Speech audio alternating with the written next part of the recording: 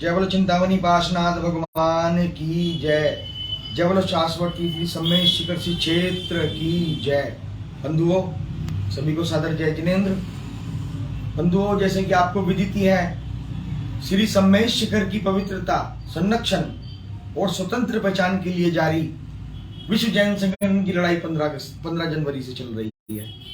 इसी संदर्भ में 17 मार्च 2022 को हमें गजट नोटिफिकेशन की कॉपी मिली, जिसने हमारी चिंता को और बढ़ा दिया। बंधुओं, 11 दिसंबर से रामलीला मैदान से जिस प्रकार से आंदोलन की शुरुआत हुई और पूरे देश में आंदोलन आज जारी है और शीर्ष पर पहुंच चुका है, और प्रत्येक समाज के प्रत्येक व्यक्ति को आज चिंतन है अपने श्री सम्मेद शिखर का। लेकिन पिछले कुछ दिनों से सोशल मीडिया के माध्यम से, यूट्यूब चैनल के माध्यम से और एक अखबार, एक समाचार पत्र विशेष के माध्यम से आंदोलन को एक अलग दिशा में दिखाने का प्रयास किया जा रहा है। जैन समाज की जो इतनी मेहनत है, उसको प्रयास किया जा रहा है कि वो असफल है, वो दिशा विहीन है, जो बहुत दुखद है। पूरा देश, हमारे संत समाज अपने मार्गदर्शन और मंगल आशीर्वाद से समाज को मार्गदर्शन दे रहा है, लेकिन उनके जो पूरा मार्गदर्शन है उसको दिखाने की बजाय उसके अंशों को तोड़ मोड़ कर समाज को पेश किया जा रहा है, जो बहुत ही दुखद चिंतनीय है। हाँ, बीच में कुछ गतिविधि ऐसी जरूर हुई, जिस प्रकार से मुनि श्री प्रमाण सागर जी ने भी कहा कि कुछ लोग, व्यक्ति विशेष द्वारा कुछ अधिकारियों को फोन किया गया। विश्व जैन संगठन उसका खंडन करता है और निवेदन करता है प्रत्येक समाज के प्रत्येक व्यक्ति से, ये जो हमारी मांग है, ये हमारी मांग केंद्र सरकार और झारखंड सरकार से है। किसी पार्टी विशेष या किसी नेता विशेष का इसमें कोई रोल नहीं है, और ना ही हम उनके खिलाफ कोई शब्द हमें बोलना चाहिए। बंधुओं, मैं आता हूं अपने मुख्य विषय की ओर। बंधुओं, जैसा कि आपको विदित है कि विश्व जैन संगठन कई बार इस गजट नोटिफिकेशन के विषय में जानकारी दे चुका है। आज पुनः एक स्पष्टीकरण के साथ आपके सामने समक्ष आया हूं मैं, और मैं बता देना चाहता हूं कि भारत सरकार के इस गजट नोटिफिकेशन, जो केंद्रीय वन मंत्रालय द्वारा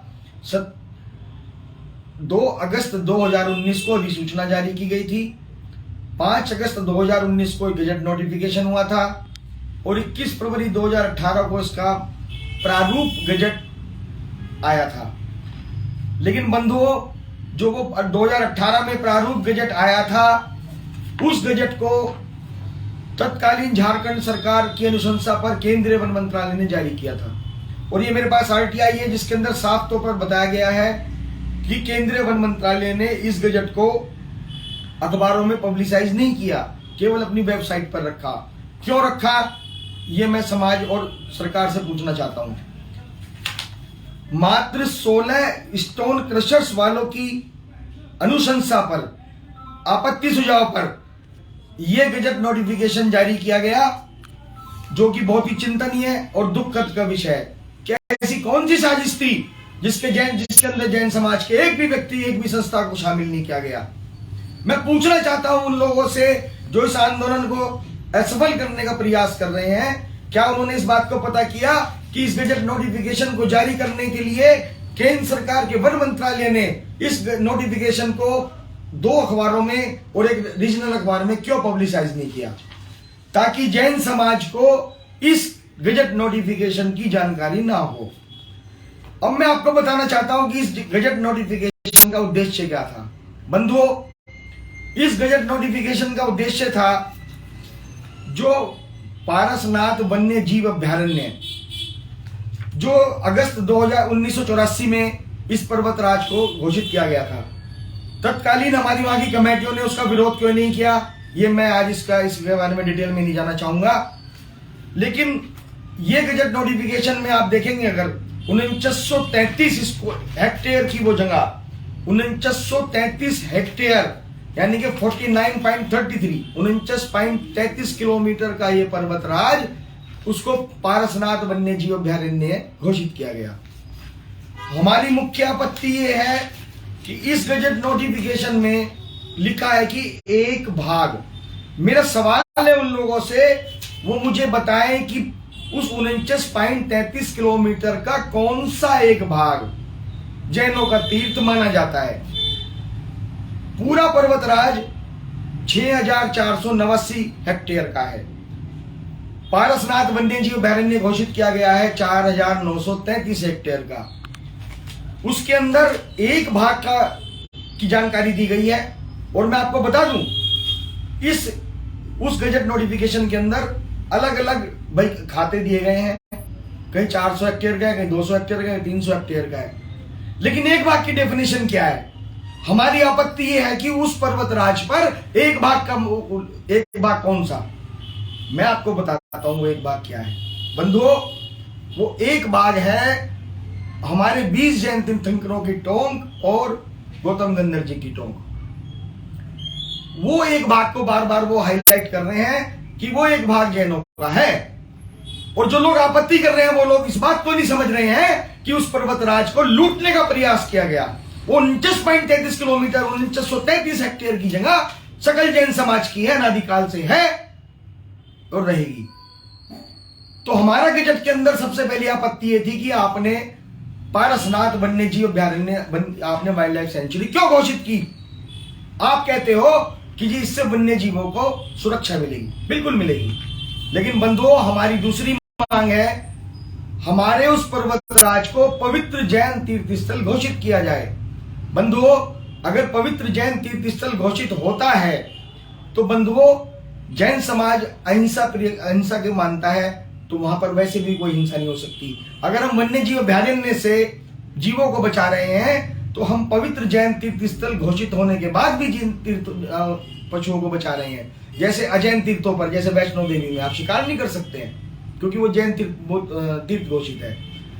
तो आपको जिस प्रकार से भ्रमित किया जा रहा है, मैं उसका स्पष्टीकरण देना चाहता हूं दोबारा से। 4933 हेक्टेयर की वन्य जीव अभयारण्य का एक भाग लिखने का तात्पर्य है, अगर मैं उसको 49.33 हेक्टेयर भी मान लूं तो वो केवल 121 एकड़ बचता है। लेकिन इस गजट नोटिफिकेशन के अंदर पारसनाथ हिल और मधुबन को एक गांव माना गया है और उसको इको सेंसिटिव जोन में घोषित करने के लिए ये गजट लाया गया।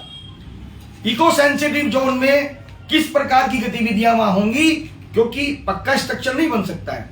लेकिन मैं आपको बता दूं, ये देखिए मेरे पास वो ये पेपर है, इसमें साफ तौर पर क्या लिखा है मैं आपको पढ़कर बताता हूं। इसके अंदर लिखा है कि स्थानीय लोग वहां पर मुर्गी पालन कर सकते हैं, मछली पालन कर सकते हैं, कमर्शियल व्यवसायिक रूप से वहां पर पोल्ट्री फार्म और पशुओं का पालन किया जा सकता है। प्रदूषण उत्पन्न न करने वाली लघु उद्योग, कुटीर उद्योग लगाए जा सकते हैं। वन उत्पाद और गैस कार की उत्पादों का संग्रहण किया जा सकता है। नागरिक सुख सुविधाओं सहित संरचनाएं बनाई जा सकती हैं। हालांकि इसमें बिल्डिंग स्ट्रक्चर नहीं बनेंगे। इसके बाद वहां सड़कों का चौड़ीकरण किया जा सकता है, उन्हें मजबूत किया जा सकता है और पुरानी सड़कों को नया बनाया जा सकता है। पर्यटन से संबंधित जो गतिविधियां हैं, जैसे हेलीकॉप्टर, ड्रोन, माइक्रोलाइट्स, वायु गुब्बारे, क्या आपको स्वीकार है? नहीं होगा। रात्रि में यातायात का संचालन, ये मैं नहीं बोल रहा हूं, आप देख सकते हैं गजट नोटिफिकेशन का हिस्सा है। अगर कोई आदमी आपको भ्रमित कर रहा है तो ये गजट नोटिफिकेशन है 33 पेज का, आज सोशल मीडिया में अपलोड है। इसके बाद इसके अंदर और भी जो गतिविधि है मुख्य रूप से वो है वहां पर पानी की निकासी, कमर्शियल पानी का एक्सट्रैक्ट करना, परिस्थितिकी पर्यटन, इको टूरिज्म जो है बेसिकली इसका मुख्य उद्देश्य इको टूरिज्म को डेवलप करना, जैविक खेती, कृषि उद्योगों का लगना, कृषि वानिकी, कौशल विकास और इको टूरिज्म से संबंधित परिवहन की उपयोग। बंधुओं, क्या आपको स्वीकार है? अगर 25 गतिविधियों में से 22 गतिविधि हमारे उस पर्वतराज की पवित्रता, स्वतंत्र पहचान के विरोध में है, तो क्या 2-3 अच्छी के लिए आप उस पर्वतराज को सौंप दोगे सरकार को? क्या आपको स्वीकार है? नहीं होगा, किसी जैन को नहीं हो सकता।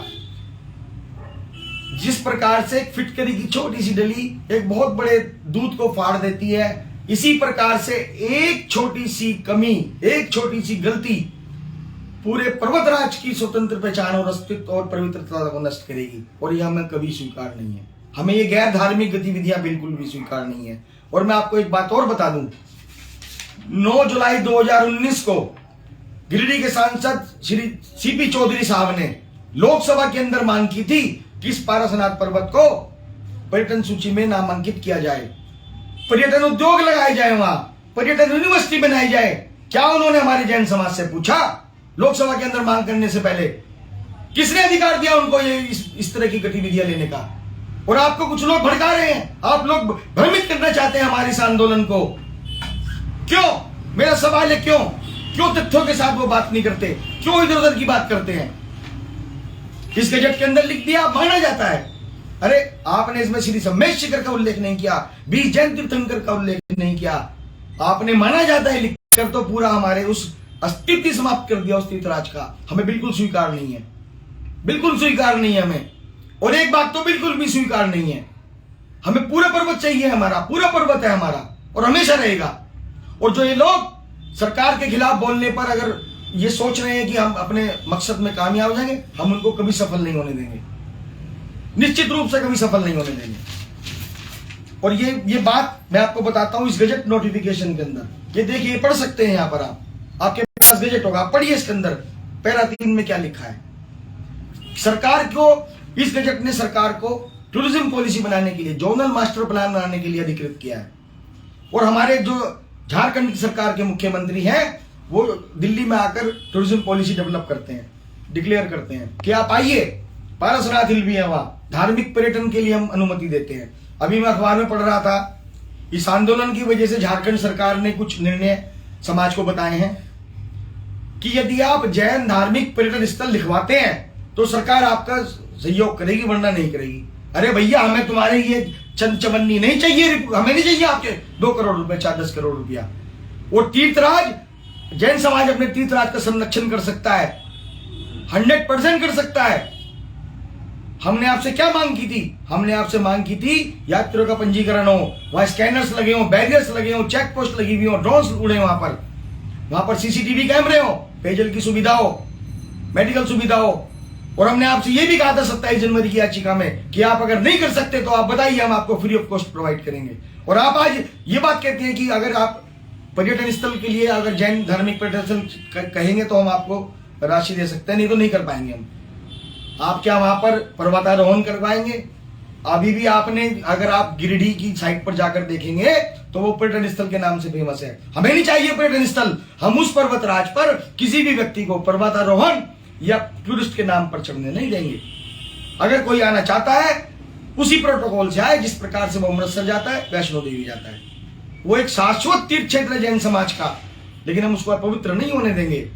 बंधुओं, ये मेरे पास मिनिस्ट्री ऑफ फॉरेस्ट का लेटर है। हमारे पास ऐसी 20 लेटर आ चुके हैं जिसमें वो खुद स्वीकार कर रहे हैं कि हाँ, इस इको सेंसिटिव जोन में कुछ सुविधाओं की अनुमति दे दी जाएगी, कुछ कार्य की अनुमति दे दी जाएगी। वो तो गजट नोटिफिकेशन है, हम कैसे स्वीकार कर लें?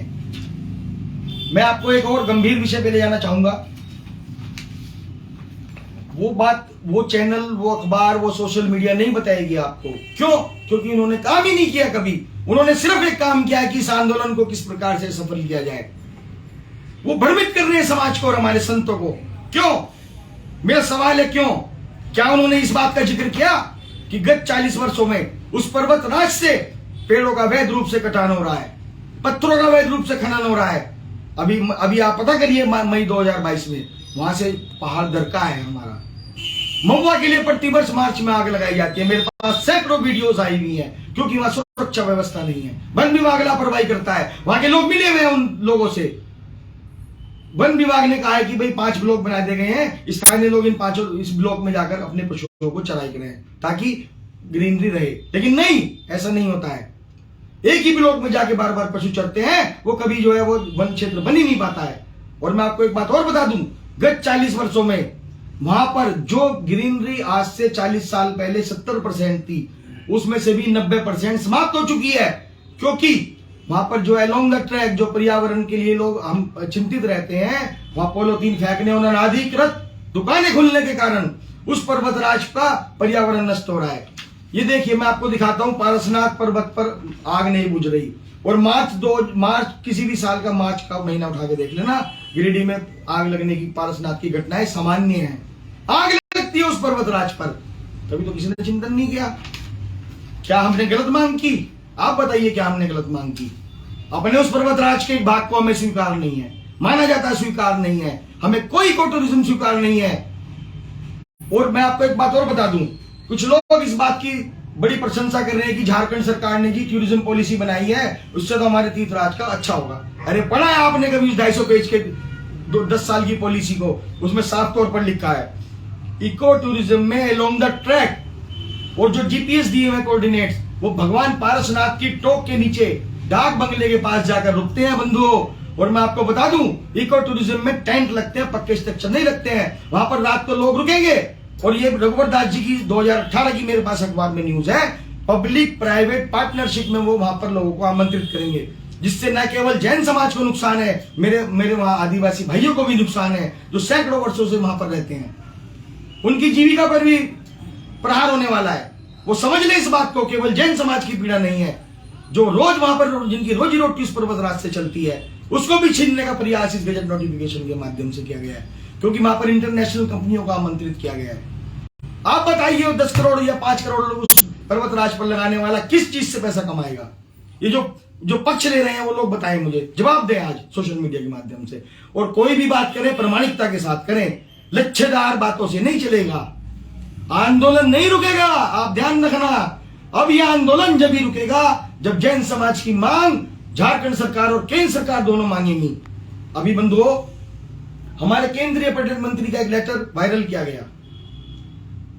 उन्होंने लोकसभा में बोला हमारे मंत्रालय, हमारे केंद्र सरकार का इसमें कोई रोल नहीं है। बंधुओं, उनको शायद जानकारी नहीं थी कि गजट नोटिफिकेशन केंद्रीय वन मंत्रालय ने जारी किया है। उन्होंने एक चिट्ठी लिखी झारखंड सरकार को।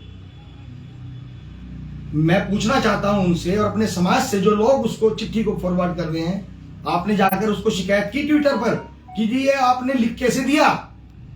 आपका तो विषय ही नहीं है, वो तो केंद्रीय वन मंत्रालय का विषय है। झारखंड सरकार ने जब अनुशंसा की थी तो इसका प्रारूप गजट, अंतिम गजट, और जो ये साजिश के तहत उस पर्वतराज के इको सेंसिटिव जोन में एक आदमी, एक जैन की आपत्ति सुझाव नहीं है, सबसे ज्यादा साजिश का विषय है।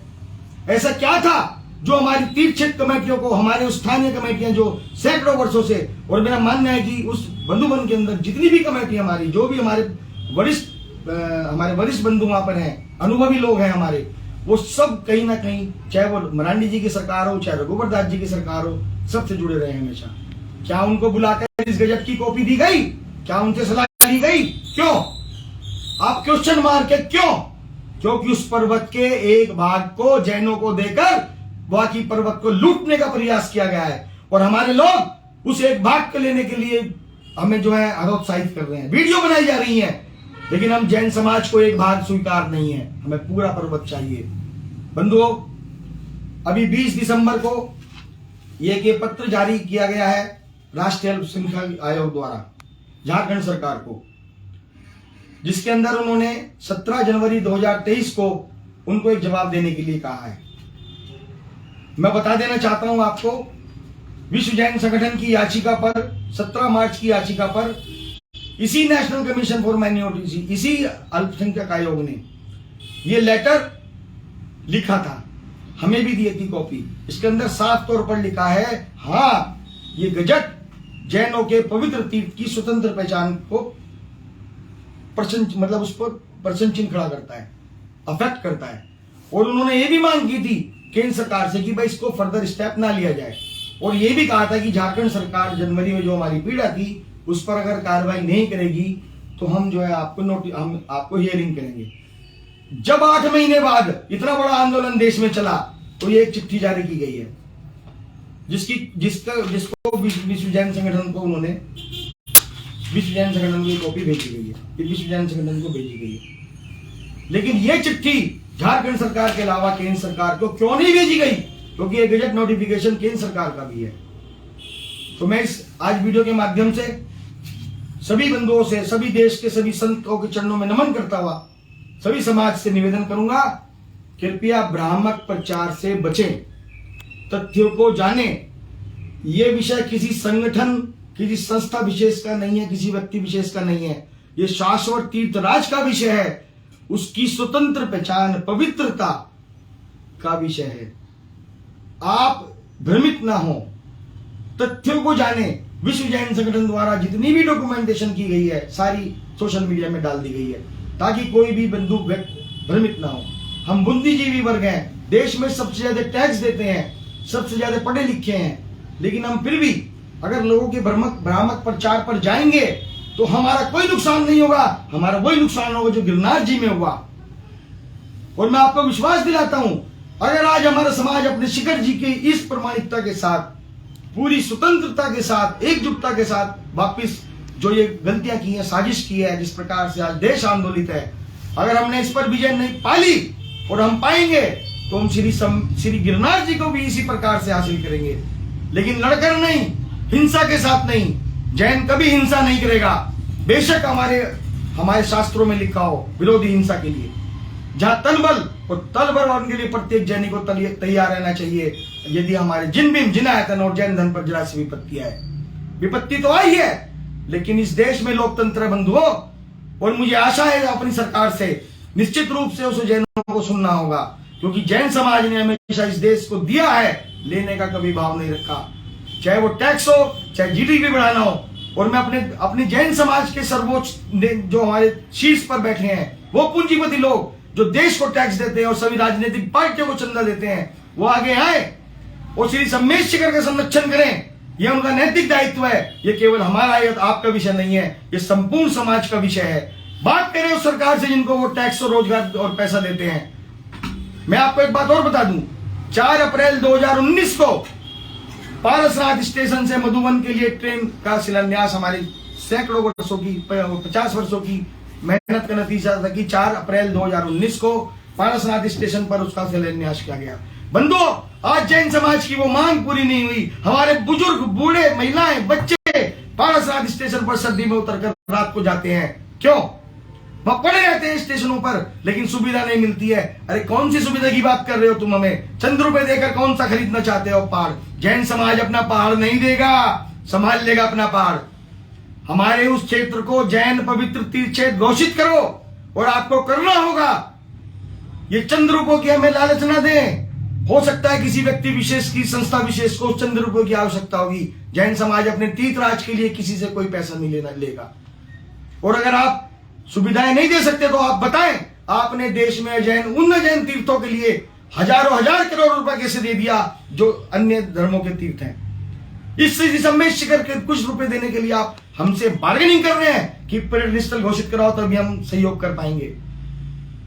बंधुओं, बहुत ही गंभीर विषय हो चला है। और देखो, दिन प्रतिदिन रोज हमें एक न एक जानकारी ऐसी मिलती है जो सरकार की उस दो मुहे चेहरे की ओर दिखाई दे रहा है, जिसमें हमारे समाज के चंद लोग उन लोगों के साथ मिलकर हमारे समाज को गुमराह कर रहे हैं। सावधान रहिए उनसे और प्रश्न कीजिए मेरे जो भी मैंने आपको बातें बताई हैं।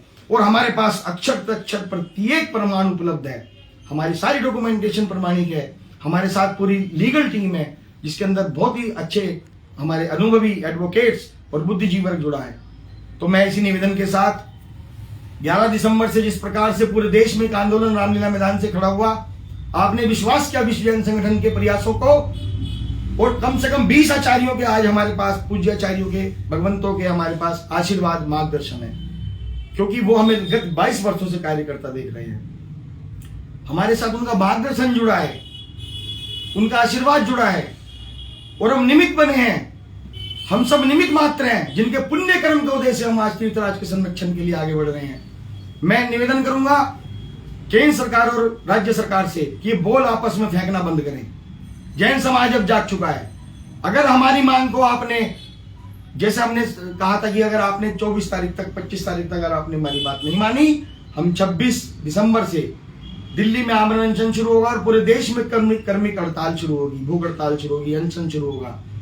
यह आंदोलन जारी रहेगा और पूरे हिंसक रूप से जारी रहेगा। हमें कोई हिंसा नहीं करनी, हमें किसी के प्रति कोई अपशब्द नहीं बोलने। और मैं समस्त भारत के समस्त राज्यों की पुलिस को भी निवेदन करूंगा, कृपया जैन समाज के इस अहिंसक आंदोलन में सहयोग करें। हमारे किसी भी समाज पर आप कोई FIR दर्ज ना करें। कहीं ऐसा ना हो कि जैन समाज को फिर जेल भरो आंदोलन भी शुरू करना पड़े।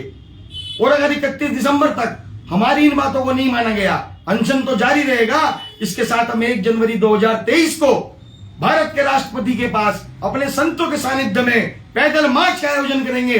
सारा देश का जैन समाज राष्ट्रपति के पास जाएगा अपनी बात पूछने के लिए कि हमने क्या गलती किया, आपने हमारे तीर्थराज को पवित्र और उसको नुकसान पहुंचाने का प्रयास करवाया, आपने क्यों हमारी याचिकाएं नहीं सुनी। हम 1 साल से याचिकाएं भेज रहे हैं राष्ट्रपति प्रधानमंत्री जी को, और आवश्यकता होगी तो प्रधानमंत्री जी से मिलेंगे।